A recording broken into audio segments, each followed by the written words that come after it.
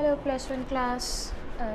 Yesterday we had discussed about a topic that is economy of central Islamic lands, जिसमें हमने ये पढ़ा था कि उनका जो चीफ़ ऑक्यूपेशन था वो एग्रीकल्चर था और एग्रीकल्चर की जो ऑनरशिप होती थी वो बिग पीजेंट के पास, स्मॉल पीजेंट के पास और सम पार्ट स्टेट के पास हुआ करता था। और इनकी जो यानी स्टेट की जो रेवेन्यू सोर्स था वो टैक्सेस थे, जिसमें हमने 3 टैक्सेस के बारे में पढ़े थे, जैसे उश्र हो गया और खरज हो गया, इकतास हो गया, इनके बारे में हमने पढ़ा। फिर हमने पढ़ा कि ये जो वहाँ की प्रोडक्शन थी उसका एक्सपोर्ट भी किया जाता था एंड साथ साथ हमने उनकी ट्रेडिंग एक्टिविटीज़ के बारे में भी पढ़ा, अर्बनाइजेशन के बारे में पढ़ा। तो ये टॉपिक हमारा कल था जो बहुत ही इजी टॉपिक था। आई होप आपको समझ आ गया होगा। आज का जो हमारा टॉपिक है that is the last topic of this chapter and the name of the topic is learning and culture.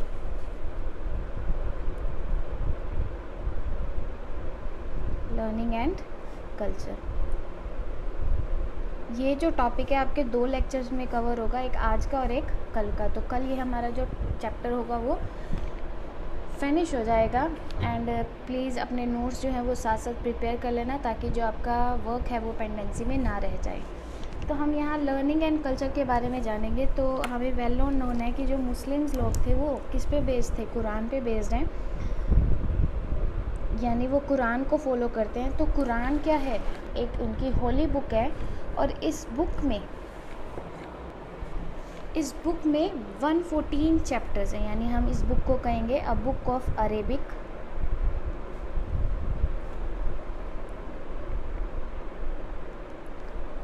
Consisting 114 यानी 114 चैप्टर्स, और these chapters were arranged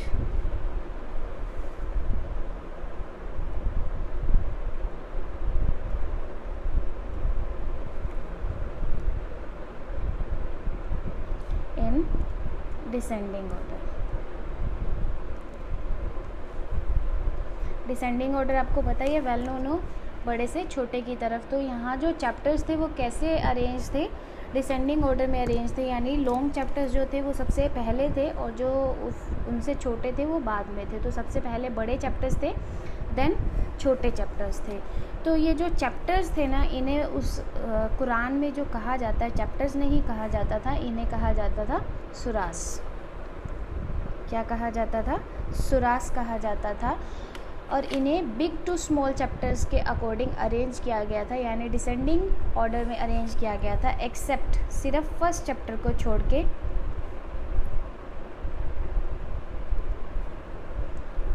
chapter 1, और वो जो फर्स्ट चैप्टर था दैट इज़ शॉर्ट प्रेयर। वो क्या थी? Starting prayer थी, शॉर्ट प्रेयर थी, जिसे क्या कहा जाता था? अल फैता कहा जाता था। अल फैता, या हम उसे कहेंगे ओपनिंग ऑफ कुरान।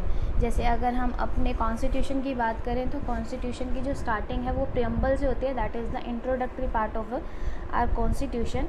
इस तरह से जो कुरान था उसके जो चैप्टर्स थे उसे सुराज कहा जाता था, लेकिन वो जो चैप्टर्स थे वो डिसेंडिंग ऑर्डर में अरेंज थे, यानी बड़े चैप्टर्स पहले थे और छोटे चैप्टर्स बाद में थे। लेकिन फर्स्ट चैप्टर को छोड़ के, फर्स्ट चैप्टर जो था वो शॉर्ट चैप्टर था जिसमें एक प्रेयर की गई थी, छोटी सी प्रेयर, या हम ये भी कह सकते हैं कि जिससे कुरान की ओपनिंग हुई थी। कुरान को पढ़ने से पहले एक छोटी सी प्रेयर बोली जाती है, उसे अल फैता कहा जाता है, यानी ओपनिंग ऑफ कुरान कहा जाता है। तो ये कुरान था। कुरान की जो इंटरप्रिटेशन करते थे ना, जिन्होंने इंटरप्रिटेशन की कुरान की, या जो इंटरप्रिटेट करते हैं कुरान को, उन्हें उलामाज क्या कहा जाता है? क्या कहा जाता है? उलामाज, इंटरप्रिटेटर्स ऑफ कुरान। जो कुरान को समझाते हैं, पढ़ते हैं, समझते हैं, उन्हें हम क्या कहते हैं? उलामाज कहते हैं। क्या कहते हैं? उलामाज कहते हैं। जैसे हम अपने कॉन्स्टिट्यूशन को फॉलो करते हैं इंडिया में, ऐसे ही जो मुस्लिम पीपल थे वो अपने लॉज जो फॉलो करते थे, यानी इस्लामिक लॉज जो फॉलो करते थे, उन्हें क्या कहा जाता था? उन्हें शरिया कहा जाता था।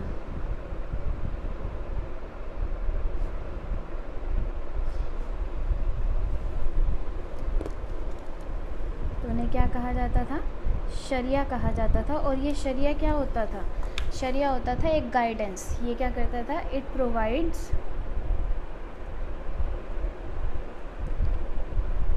गाइडेंस ऑन ऑल पॉसिबल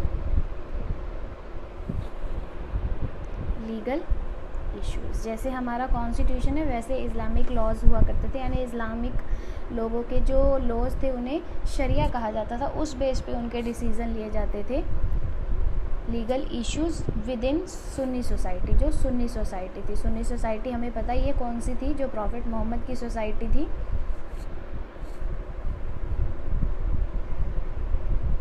तो हमने क्या आज सीखा अभी तक?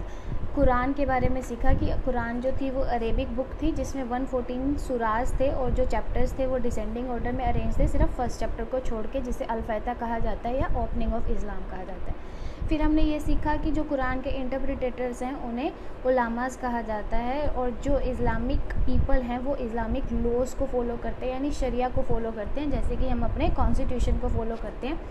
शरिया जो था वो क्या करता था? It provides guidance. वो सारी गाइडेंस दिया करता था कुछ जो भी लीगल इश्यूज़ हुआ करते थे उस टाइम पे, तो उससे रिलेटेड उन्होंने क्या किया हुआ था, वहाँ पे डिसीज़न लिखा हुआ था।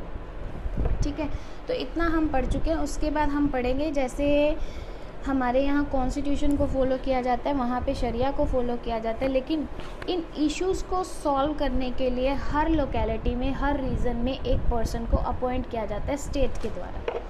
किसके द्वारा? स्टेट के द्वारा, यानी वो जहाँ पे जो भी उनकी उस टाइम पे रूलिंग एम्पायर होती थी या जो भी गवर्नमेंट थी, तो वो गवर्नमेंट क्या करती है, हर लोकेलिटी में, हर रीजन में एक बंदा अपॉइंट कर देती है जो ये सारे इश्यूज़ को सॉल्व करता है। तो उस पर्सन को कहते हैं काशी। आपने सुना भी होगा और आपने मूवीज़ वगैरह में भी देखा होगा, मुस्लिम्स मूवीज़ जैसे गदर मूवी थी, उसमें भी एक काशी हुआ करते थे जो शादी वगैरह करवाया करते थे या डाइवोर्स करवाया करते थे या कोई भी इनहेरिटेंस इश्यूज़ हुआ करते थे, घरेलू इश्यूज़ हुआ करते थे, उन्हें सॉल्व करवाया करते थे। तो काशी का बहुत इम्पोर्टेंट रोल रहा है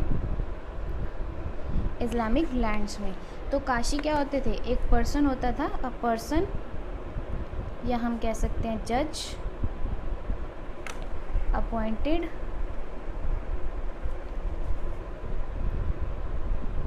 by state in every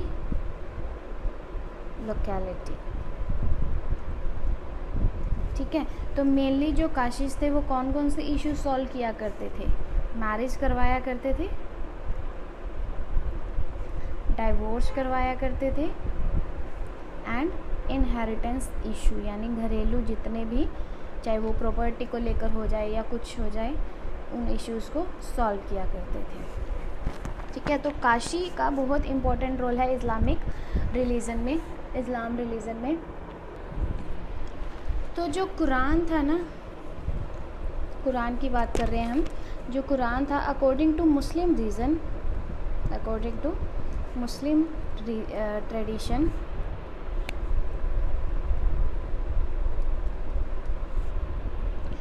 Quran क्या है? Is a collection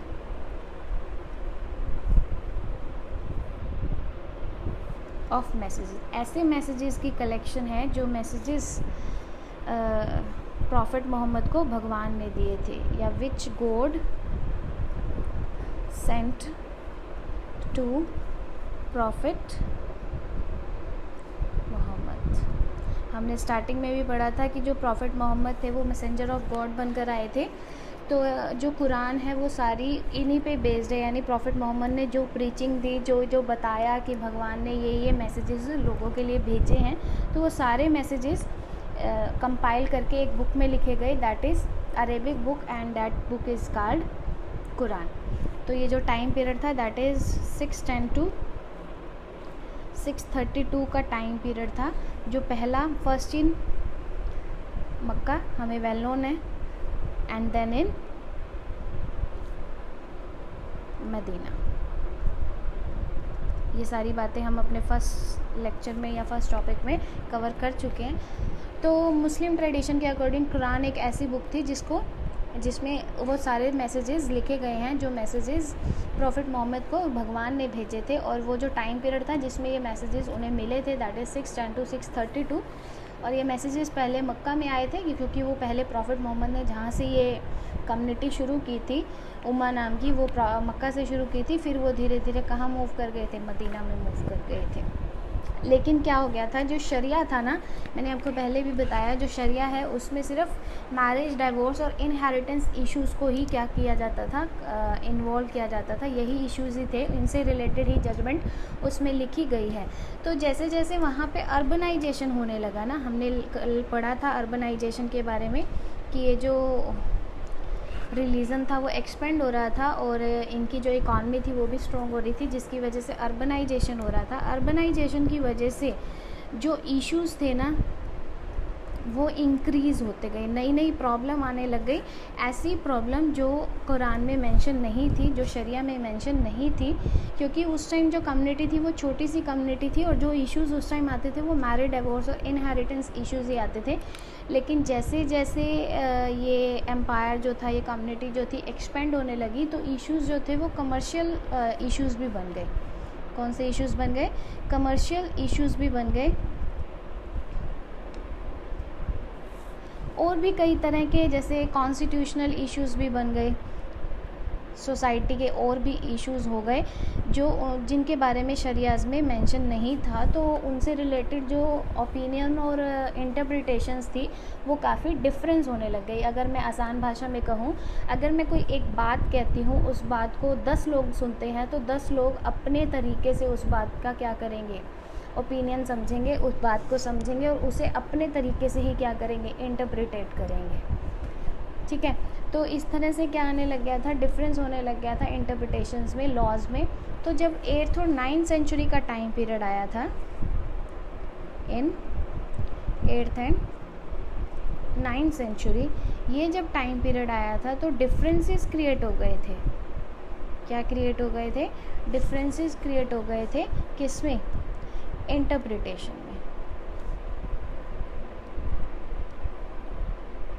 interpretations of laws, यानी लॉज के जो इंटरप्रिटेशन और ओपिनियंस थे वो डिफरेंस होने लग गए थे, जिसकी वजह से 4 स्कूल्स बनाए गए जजमेंट के।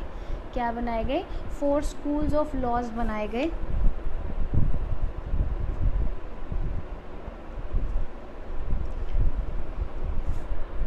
जिन्हें मजहब कहा जाता है, यानी इस लॉ को वहाँ क्या कहा जाता है? मजहब कहा जाता है। और मजहब के 4 स्कूल बनाए गए, और वो स्कूल कौन कौन से थे? Maliki, Hanafi,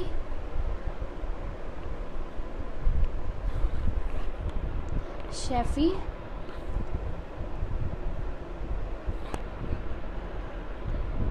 and Hanbali. ये 4 स्कूल बनाए गए मज़हब के, यानी इंटरप्रिटेशन डिफरेंस होने लगी। और इनके जो जूरिस्ट हुआ करते थे, यानी इनके जो जज हुआ करते थे, जिन्हें हम मुस्लिम लैंग्वेज में फ़कीह कहते हैं। क्या कहते हैं? फ़कीह। ये जो 4 स्कूल के नाम हैं ये इनके ही नेम से रखे गए, इनके लास्ट नेम से रखे गए हैं। और वो स्कूल कौन कौन से थे? Maliki, Hanafi, Shafi and Hanbali. तो ये 4 स्कूल्स बनाए गए जहाँ पे ओपिनियंस यानी इंटरप्रिटेशंस ऑफ लॉज क्या होने लग गए थे? डिफरेंस होने लग गए थे। मतलब अगर एक कानून बनाया गया तो उसको अलग अलग तरीके से इंटरप्रिटेट किया जाता था। तो शरिया में एक ऐसी खामी थी, खामी मतलब हम कह सकते हैं कि ड्रॉबैक था शरिया का, कि उसमें कुछ ही इश्यूज़ के बारे में मेंशन था। लेकिन जब ये एम्पायर एक्सपेंड होने लग गया था तो काफ़ी सारे इश्यूज़ ऐसे थे जो शरिया में नहीं डिफ़ाइन किए गए थे, जैसे कमर्शियल इश्यूज़ हो गए, कॉन्स्टिट्यूशनल इश्यूज़ हो गए, सोशल इश्यूज़ हो गए। तो उनके लिए क्या बनाए गए थे? कुछ लॉज के जो इंटरप्रिटेशंस थे वो डिफरेंट हो गए थे और 4 स्कूल्स बनाए गए जिन्हें मज़हब कहा जाता है, Maliki, Hanafi, Shafi and Hanbali. तो ये सारी बातें लर्निंग एंड कल्चर में आई, यानी हमने कुरान के बारे में हमें पता चला। तो आगे का जो टॉपिक है वो हम कल कवर करेंगे। आई होप आपको ये टॉपिक समझ आ गया होगा। अपनी नोटबुक में इसे नोट डाउन कर दें, और after that if you have any doubt please let me know, and please don't forget to pray and don't forget to make your notes properly and timely. see you in next video. Till then, take care. Thank you.